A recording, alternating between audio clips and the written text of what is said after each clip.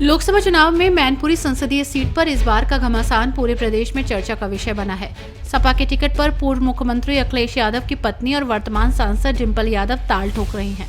डिंपल यादव ने मंगलवार को मैनपुरी लोकसभा सीट से नामांकन दाखिल किया। इस दौरान सपा सुप्रीमो अखिलेश यादव, डॉक्टर रामगोपाल यादव और शिवपाल सिंह यादव भी मौजूद रहे। इससे पहले डिंपल यादव पार्टी के संस्थापक मुलायम सिंह यादव की समाधि स्थल पहुंची और उन्हें पुष्पांजलि अर्पित की। नामांकन के लिए मैनपुरी रवाना होने से पहले आवास पर नवरात्र के चलते कन्या भोज भी कराया। डिंपल यादव ने अपने गांव में पत्रक देवी के मंदिर पर पूजा अर्चना की। नामांकन के बाद अखिलेश यादव ने पत्रकारों से बात की। मैनपुरी का चुनाव इस बार रिकॉर्ड मतों से समाजवादी पार्टी जीतने जा रही है। पहले भी चुनाव जब बाई इलेक्शन हुआ तो यहाँ की जनता ने एक एक वोट नेताजी को याद कर करके समाजवादी पार्टी के पक्ष में डाला और उसका परिणाम हुआ कि मैनपुरी की बहुत बड़ी जीत हुई है। इस बार भी जनता रिकॉर्ड मतों से समाजवादी पार्टी को जिताने जा रही है। दूसरे दल जो सामने हैं उनके पास दिखाने और बताने को कोई काम नहीं है। सुनने में आ रहा है कि पूरे देश की होर्डिंगों से जो लोकसभा के उनके प्रत्याशी हैं उनकी तस्वीर हटा दी गई है। जितने भी लोकसभा के प्रत्याशी हैं उनकी बड़ी बड़ी होर्डिंग पर तस्वीर गायब है।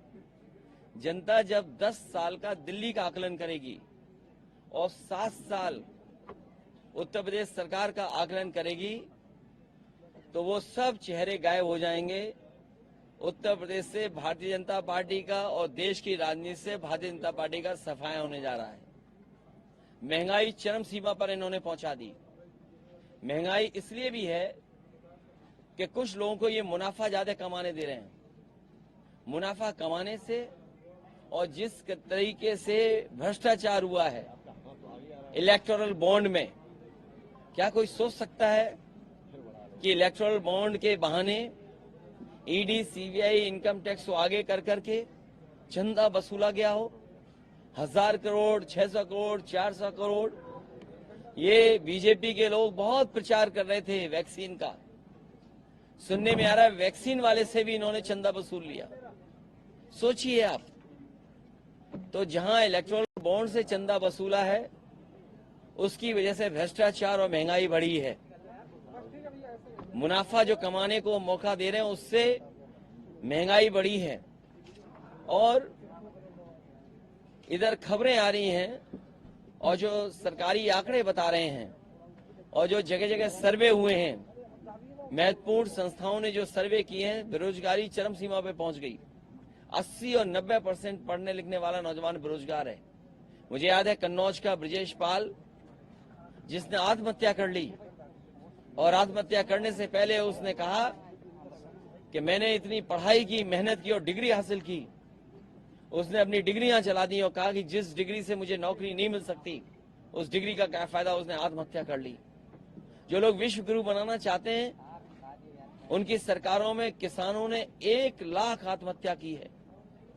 दिल्ली की सरकार जब से आई है 2014 से और अभी तक का अगर आप आंकड़ा देखेंगे एनसीआरबी का, 1 लाख किसानों ने आत्महत्या की। ये वही लोग हैं जो किसानों के लिए काले कानून ला रहे थे। अंतोगत्वा इन्हें कानून वापस लेने पड़े। हजारों किसान उसमें शहीद हो गए। किसान ये बात नहीं भूला है और किसान ये बात भी नहीं भूला है कि उसकी आय दोगुनी का वादा किया था। आज किसान की किसी फसल की आय दोगुनी नहीं है। फसल तैयार है, सरकार क्या रेट दिलवा पा रही है?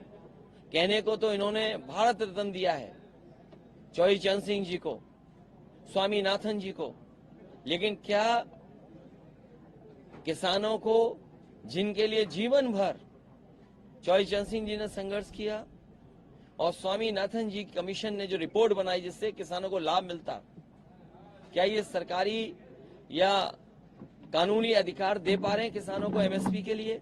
ये बड़े सवाल हैं और इनकी सरकार में तो हर परीक्षा लीक हो रही है। अभी तक 10 परीक्षाएं वो लीक हो गई हैं। जानबूझ करके इन्होंने नौजवानों से नौकरी छीनी है। ये नौकरी नहीं छीन रहे हैं, ये आरक्षण नहीं देना चाहते हैं, क्योंकि वो जानते हैं सरकारी नौकरी देनी पड़ेगी तो आरक्षण देना पड़ेगा। ये आरक्षण नहीं देना चाहते, इसलिए नौकरी के जानबूझ करके पेपर लीक करा रहे हैं। और अग्निवीर जैसी व्यवस्था को कभी समाजवादी लोग स्वीकार नहीं कर सकते हैं। जो 4 साल की आधी अधूरी नौकरी है, आने वाले समय में हो सकता है ये खाकी वालों की भी 4 साल या 3 साल की नौकरी कर दें, तो सोचो इनका भविष्य क्या होगा। इसलिए सोच रहे हैं नौजवान और भारतीय जनता पार्टी का सफाया करने जा रहे हैं। मैंने कई बार फार्मूला बताया, फिर बताता हूं कि 60 लाख बच्चे जो प्रभावित हुए हैं परीक्षा लीक से, उनके केवल माँ बाप को अगर हम जोड़ दें, एक परिवार में अगर 3 सदस्य 3 वोटर हैं, उनका हिसाब किताब अगर हम लगा लें तो 3 गुणा 60 लाख 1 करोड़ 80 लाख, और यही 1 करोड़ 80 लाख अगर हम 80 लोकसभाओं में भाग दे दें तो हर लोकसभा में 2,25,000 वोट केवल पेपर लीक से नौजवानों का भविष्य डुबा करके कम हो गया है। तो ये सरकार कहां बचेगी। जो लोग 400 पार की बात कर रहे हैं वो हारने जा रहे हैं, अपनी हार छिपाने के लिए 400 पार कह रहे हैं। और अगर 400 पार ही कर रहे होते तो क्या झूठे मुकदमे लगा करके दिल्ली के मुख्यमंत्री को जेल भेजना पड़ता। झूठे मुकदमे लगा करके साजिश करके षड्यंत्र कर करके झारखंड के मुख्यमंत्री को जेल भेज दिया। जिन्हें 400 पार का सपना दिखाई दे रहा है, क्या उन्हें जेल भेजना पड़ता। इनकम टैक्स, ईडी, सीबीआई को आगे करना पड़ता, प्रशासन को आगे करना पड़ता। जनता इस बार इंतजार कर रही है इनका। हर न्यूज अपडेट के लिए डिस्क्रिप्शन बॉक्स में दिए हुए लिंक से ज्वाइन करें रॉयल बुलेटिन का व्हाट्सएप ग्रुप और पाएं हर खबर सबसे पहले अपने व्हाट्सएप पर। अपने आसपास की खबरों के लिए सब्सक्राइब करें रॉयल बुलेटिन और इस वीडियो पर कमेंट के जरिए अपनी राय देना ना भूलें।